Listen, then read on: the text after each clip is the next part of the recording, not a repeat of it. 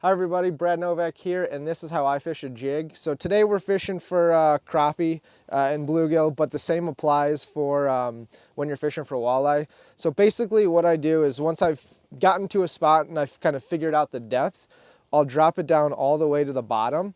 It's nice to have, if you have like a Vexilar or some sort of flasher, you can kind of see where your jig is and where the fish are. But basically what I'll do is the best place to start when first ice fishing is just get the bait all the way down to the bottom. That's typically where fish are. Now fish do roam all the time, all over the water column, but a lot of the times you'll see them towards the bottom. Basically what I'll do is if I don't see any fish on my graph, I'll drop it all the way to the bottom and just bounce it along the bottom, hitting the bottoms, kicking up some dust, causing a little bit of commotion as much as I possibly can. And that will help attract fish to the bait.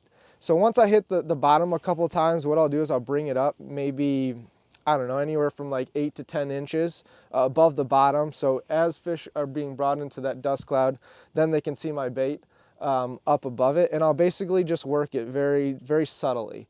Just trying to cause a little commotion, bring some fish in.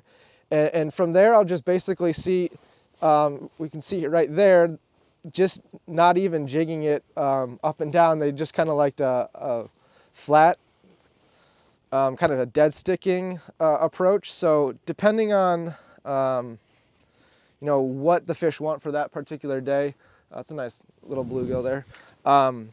Basically, you just need to figure out what the fish want. If they want it really active, just continue to do it. If you're not getting bites, then just dead stick it and see what happens then.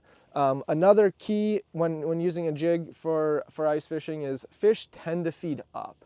So if you're not getting bites with it right down at the fish's level, go ahead and bring your jig up a little higher above them. And what tends to happen is they'll kind of come up and follow it, and that's when you'll get your strikes. So you just need to figure out what the fish want. If the bite happens to be a little tougher, go with a more finesse style jig.